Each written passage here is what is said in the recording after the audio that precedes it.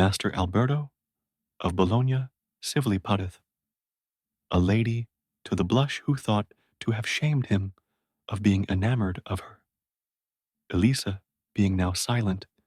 the last burden of the story-telling rested with the queen, who, with womanly grace, beginning to speak, said, Noble damsels, like as in the lucid nights, the stars are the ornament of the sky, and as in springtime the flowers of the green meadows, even so are commendable manners and pleasing discourse adorned by witty sallies, which latter, for that they are brief, are yet more beseeming to women than to men, inasmuch as much and long speech, when as it may be dispensed with, is straight lyre forbidden unto women than to men, albeit nowadays there are few or no women left who understand a sprightly saying, or, if they understand it, know how to answer it, to the general shame, be it said of ourselves and of all women alive. For that virtue, which was erst in the minds of the women of times past, those of our day have diverted to the adornment of the body, and she on whose back are to be seen the most motley garments, and the most gaudily laced and guarded and garnished with the greatest plenty of fringes and purflings and broidery, deemeth herself worthy to be held of far more account than her fellows, and to be honored above them, considering not that, were it a question of who should load her back and shoulders with bravery, an ass would carry much more thereof than any of them, nor would therefore be honored for more than an ass. I blush to avow it. For that I cannot say aught against other women, but I say it against myself. These women that are so laced and purfled and painted and party-colored abide either mute and senseless, like marble statues, or, and they be questioned, answer after such a fashion that it were far better to have kept silence, and they would have you believe that their unableness to converse among ladies and men of parts proceedeth from purity of mind, and to their witlessness they give the name of modesty, as if forsooth no woman were modest but she who talketh with her chamberwoman or her laundress or her bakewench, the which had nature willed, as they would have it believed, she had assuredly limited unto them their prattle on otherwise. It is true that in this, as in other things, it behoveth to have regard to time and place, and with whom one talketh, for that it chanceth by times that women or men, thinking with some pleasantry or other, to put another to the blush, and not having well measured their own powers with those of the latter, find that confusion, which they thought to cast upon another, recoil upon themselves. Wherefore, so you may know how to keep yourselves, and that, to boot, you may not serve as a text for the proverb which is current everywhere, to wit, that women in everything still take the worst, I would have you learn a lesson from the last of today's stories, which falleth to me to tell, to the intent that, even as you are by nobility of mind distinguished from other women, so likewise you may show yourselves no less removed from them by excellence of manners. It is not many years since there lived, and belike yet liveth, at Bologna, a very great and famous physician, known by manifest renown to well nigh all the world. His name was Master Alberto, and such was the vivacity of his spirit that, albeit he was an old man of hard upon 70 years of age, and well nigh all natural heat had departed his body, he scrupled not to expose himself to the flames of love. For that, having seen at an entertainment a very beautiful widow lady, called, as some say, Madame Margarida de Ghisolieri, and being vastly taken with her, he received into his mature bosom, no otherwise than if he had been a young gallant, the amorous fire,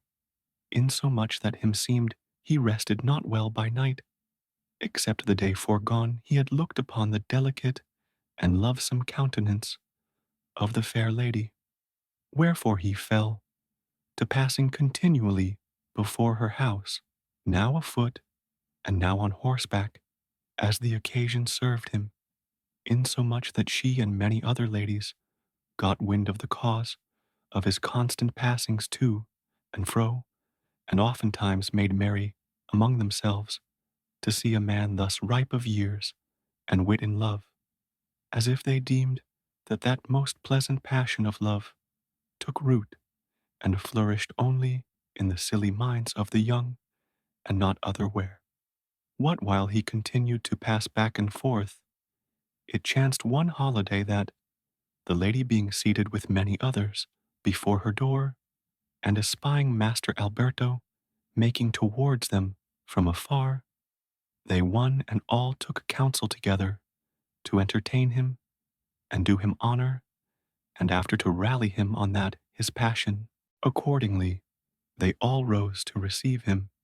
and inviting him to enter, carried him into a shady courtyard, whither they let bring the choicest of wines and sweetmeats, and presently inquired of him in very civil and pleasant terms how it might be that he was fallen enamored of that fair lady, knowing her to be loved of many handsome, young, and sprightly gentlemen. The physician, finding himself thus courteously attacked, put on a blithe countenance and answered, Madam, that I love should be no marvel to any understanding person, and especially that I love yourself, for that you deserve it, and albeit old men are by operation of nature bereft of the vigor that behoveth unto amorous exercises, yet not for all that are they bereft of the will, nor of the wit to apprehend that which is worthy to be loved. Nay, this latter is naturally the better valued of them, inasmuch as they have more knowledge and experience than the young. As for the hope that moveth me, who am an old man, to love you who are courted of many young gallants, it is on this wise. I have been many a time where I have seen ladies lunch and eat lupins and leeks. Now, although in the leek no part is good, yet is the head thereof less hurtful and more agreeable to the taste. But you, ladies, moved by a perverse appetite, commonly hold the head in your hand and munch the leaves, which are not only naught, but of an ill savour. How know I, madam, but you do the like in the election of your lovers, in which case I should be the one chosen of you, and the others would be turned away.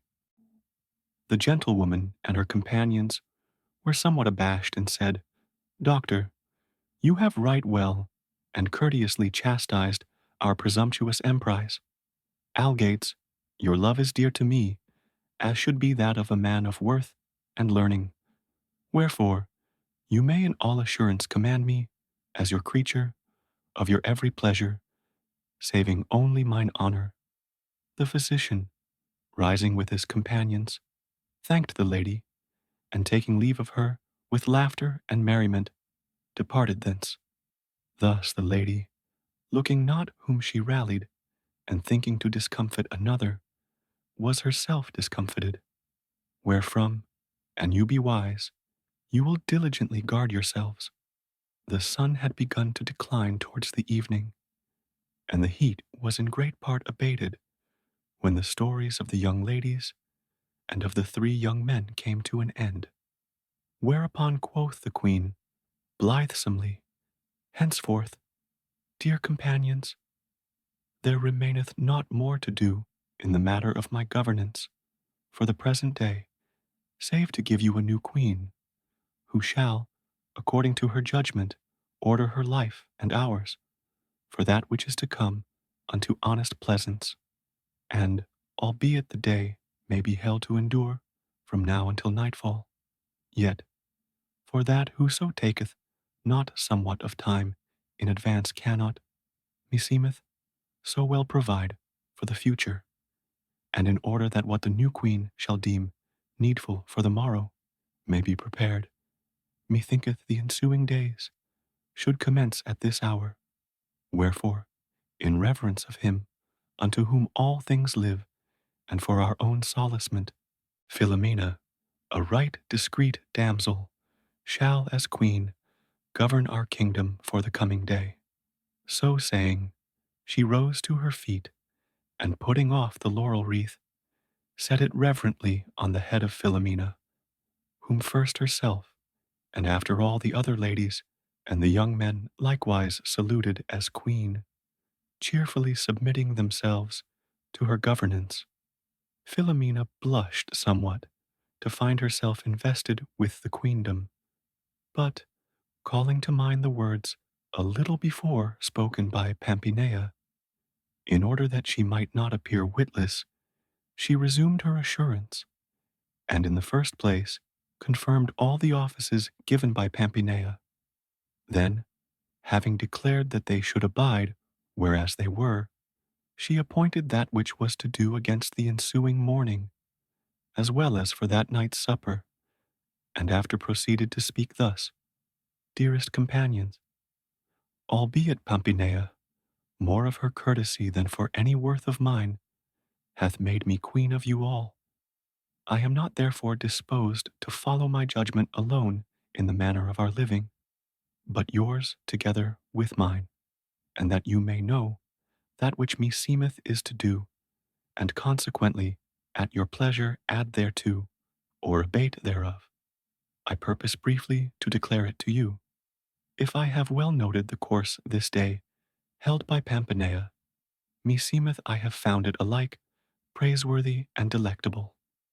Wherefore, till such time as, for overlong continuance or other reason, it grow irksome to us, I judge it not to be changed. Order, then, being taken for the continuance of that which we have already begun to do, we will, arising hence, go a while, a pleasuring, and whenas the sun shall be for going under, we will sup in the cool of the evening, and after sundry canzonets and other pastimes, we shall do well to betake ourselves to sleep. Tomorrow, rising in the cool of the morning, we will on likewise go somewhither, a pleasuring, as shall be most agreeable to every one. And as we have done today, we will at the due hour come back to eat, after which we will dance, and when we arise from sleep, as today we have done, we will return hither to our storytelling, wherein meseemeth a very great measure to consist alike of pleasance and of profit. Moreover, that which Pampinea had indeed no opportunity of doing, by reason of her late election to the governance, I purpose now to enter upon, to wit, to limit within some bound, that whereof we are to tell, and to declare it to you beforehand, so each of you may have leisure to think of some goodly story to relate upon the theme proposed, the which, an it please you, shall be on this wise, namely, seeing that since the beginning of the world, men have been, and will be, until the end thereof, bandied about by various shifts of fortune, each shall be holden to tell of those who after, being baffled by divers chances, have won at last to a joyful issue beyond their hope. Ladies and men alike all commended this ordinance, and declared themselves ready to ensue it. Only Dioneo, the others all being silent, said, Madam, as all the rest have said, so say I, to wit, that the ordinance given by you is exceeding pleasant and commendable. But of a special favor I crave you a boon, which I would have confirmed to me, for such time as our company shall endure, to wit, that I may not be constrained by this your law to tell a story upon the given theme, an it like me not, but shall be free to tell that which shall most please me, and that none may think I seek this favor as one who hath not stories in hand from this time forth. I am content to be still the last to tell. The queen, who knew him for a merry man and a gamesome, and was well assured that he asked this, but that he might cheer the company with some laughable story, whenas they should be weary of discoursing, with the others' consent, cheerfully accorded him the favor he sought. Then, arising from session, with slow steps, they took their way towards a rill of very clear water that ran down from a little hill, amid great rocks and green herbage, into a valley overshaded with many trees, and there, going about in the water, bare-armed and shoeless, they fell to taking various diversions among themselves, till supper time drew near, when they returned to the palace, and there supped merrily. Supper ended, the queen called for instruments of music, and bade Loretta lead up a dance, whilst Emilia sang a song to the accompaniment of Dioneo's lute. Accordingly, Loretta promptly set up a dance and led it off, whilst Emilia amorously warbled the following song: I burn for mine own charms with such a fire, methinketh that I ne'er of other love shall reck or have desire. Whene'er I mirror me, I see therein that good which still contenteth heart and sprite, nor fortune new, nor thought of old, can win to dispossess me of such dear delight. What other object, then, could fill my sight? Enough of pleasance, ere to kindle in my breast a new desire. This good flees not. What time soever I'm fain afresh to view it for my solacement. Nay, at my pleasure,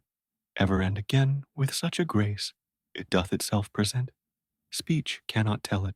nor its full intent be known of mortal air, except indeed he burn with like desire. And I, grown more enamored every hour, the straight lyre fixed mine eyes upon it be, give all myself, and yield me to its power, e'en tasting now of that it promised me, and greater joyance yet I hope to see, of such a strain as ne'er was proven here below of love desire.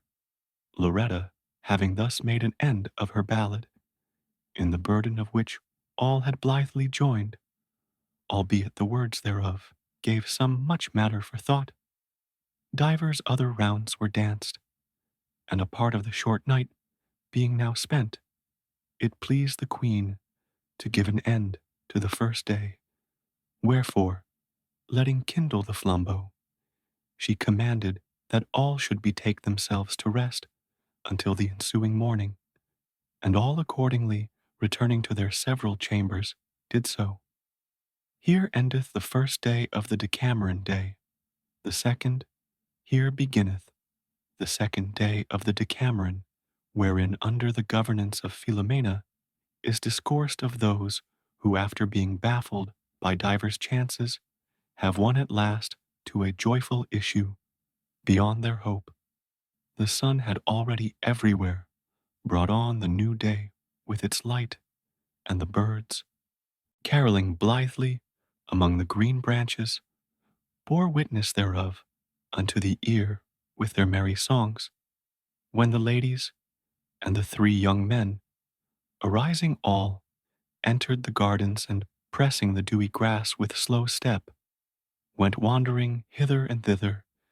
weaving goodly garlands and disporting themselves a great while.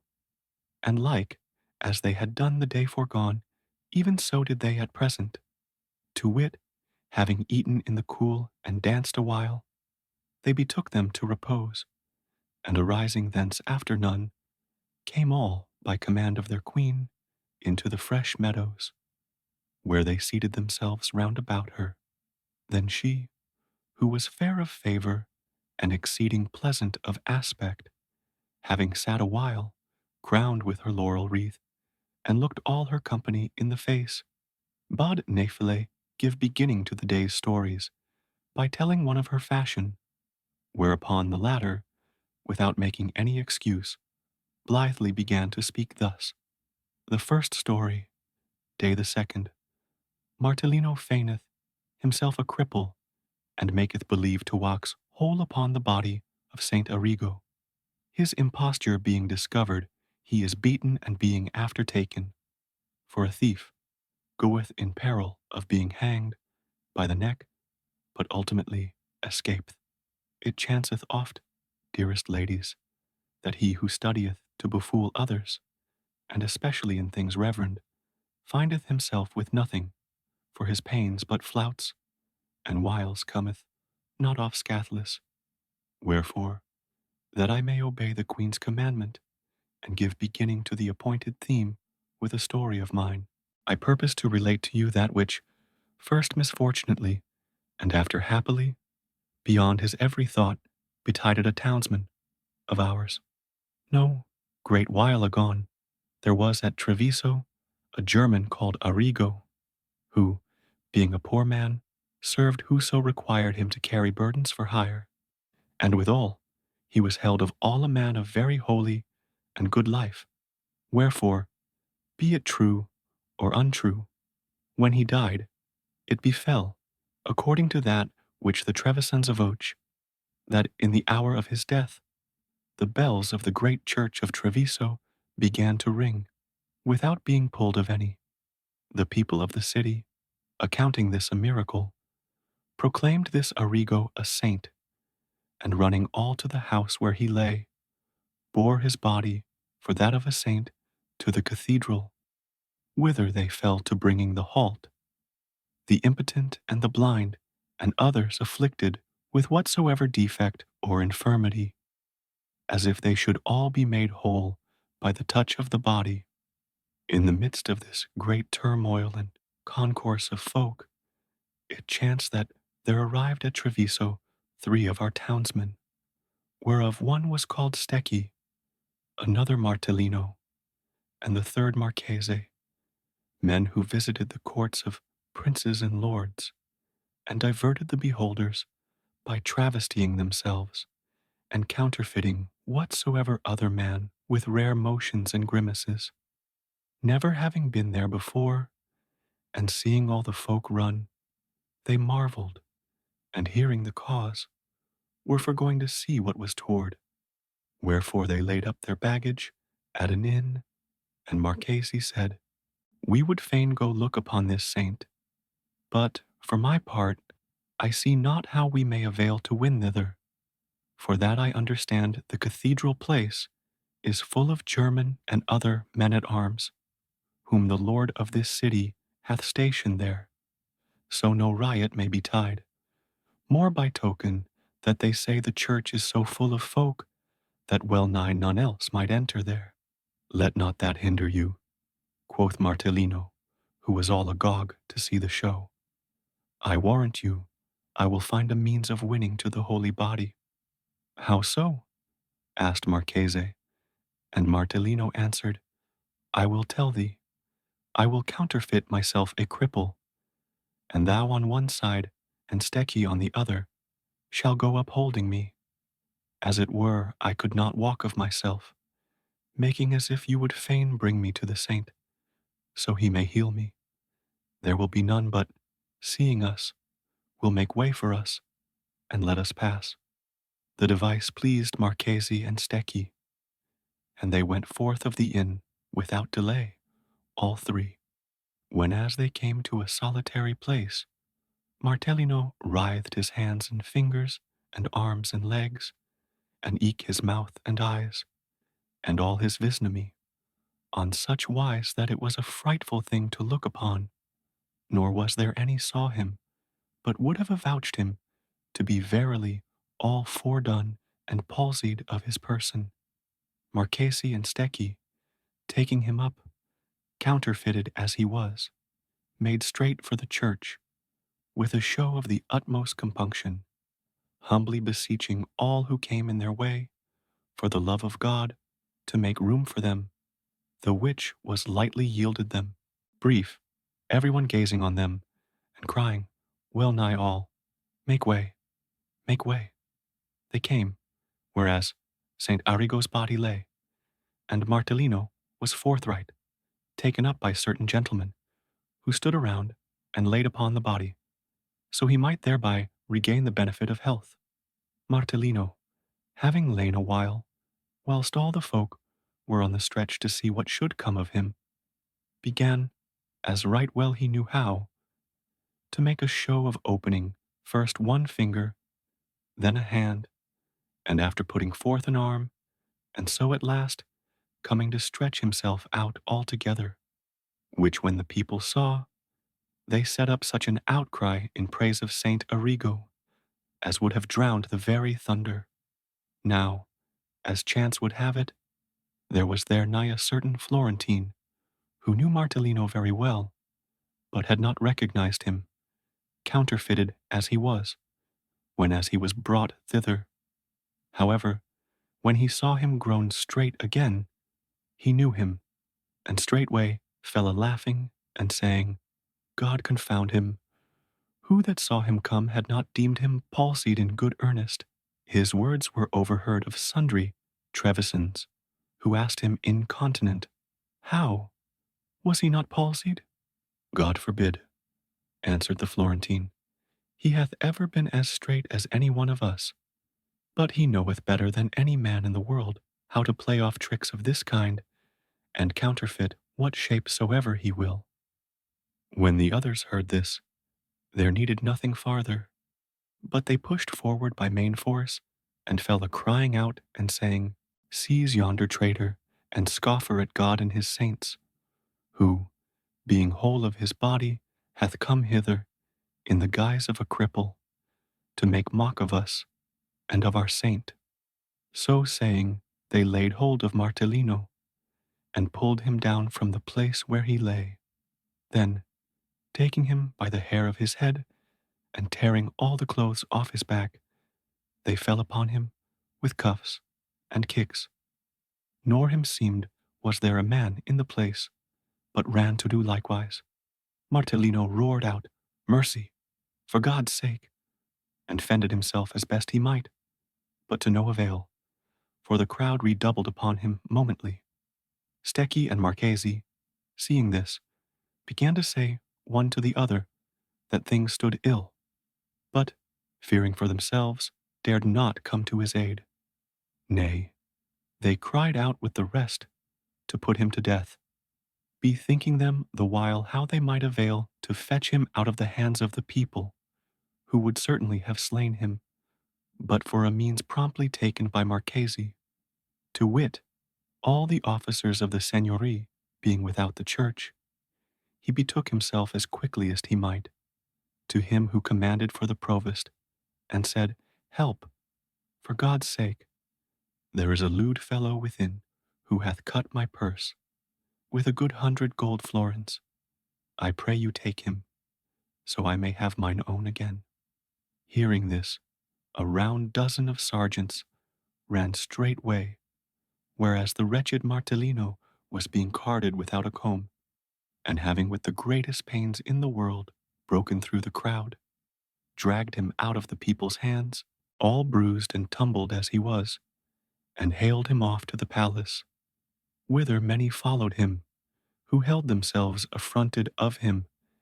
and hearing that he had been taken for a cut-purse, and them seeming they had no better occasion of doing him an ill turn, began each on likewise to say that he had cut his purse. The provost's judge, who was a crabbed, ill-conditioned fellow, hearing this, forthright took him apart, and began to examine him of the matter. But Martellino answered jestingly, as if he made light of his arrest, whereat the judge, incensed, caused truss him up, and give him 2 or 3 good bouts of the strappado, with intent to make him confess that which they laid to his charge, so he might after have him strung up by the neck. When he was let down again, the judge asked him once more if that were true, which the folk avouched against him. And Martellino, seeing that it availed him not to deny, answered, My lord, I am ready to confess the truth to you, but first make each who accuseth me say when and where I cut his purse, and I will tell you what I did and what not. Quoth the judge, I will well, and calling some of his accusers, put the question to them. Whereupon one said that he had cut his purse 8, another 6 and a third, 4 days agone, whilst some said that very day. Martellino, hearing this, said, My lord, these all lie in their throats, and I can give you this proof that I tell you the truth, inasmuch as would God it were as sure that I had never come hither, as it is, that I was never in this place till a few hours agone, and as soon as I arrived, I went, of my ill fortune, to see yonder holy body in the church, where I was carted, as you may see, and that this I say is true. The prince's officer, who keepeth the register of strangers, can certify you, he and his book, as also I can my host. If, therefore, you find it as I tell you, I beseech you torture me, not neither put me to death, at the instance of these wicked men. Whilst things were at this pass, Marchesi and Stecchi, hearing that the judge of the provostry was proceeding rigorously against Martellino, and had already given him the strappado, were sore afeard, and said in themselves, We have gone the wrong way to work. We have brought him forth of the frying pan, and cast him into the fire. Wherefore they went with all diligence in quest of their host, and having found him, related to him how the case stood. He laughed, and carried them to one Sandro Agolanti, who abode in Treviso, and had great interest with the prince, and telling him everything in order, joined with them in beseeching him to occupy himself with Martellino's affairs. Sandro, after many a laugh, repaired to the prince, and prevailed upon him to send for Martellino. The prince's messengers found Martellino still in his shirt, before the judge, all confounded and sore, adread, for that the judge would hear nothing in his excuse. Nay, having by chance some spite against the people of Florence, he was altogether determined to hang him by the neck, and would on no wise render him up to the prince till such time as he was constrained thereto in his despite. Martellino, being brought before the lord of the city, and having told him everything in order, besought him, by way of special favor, to let him go about his business, for that, until he should be in Florence again, it would still seem to him he had the rope about his neck. The prince laughed heartily at his mischance, and let give each of the three a suit of apparel, wherewith they returned home safe and sound, having, beyond all their hope, escaped so great a peril.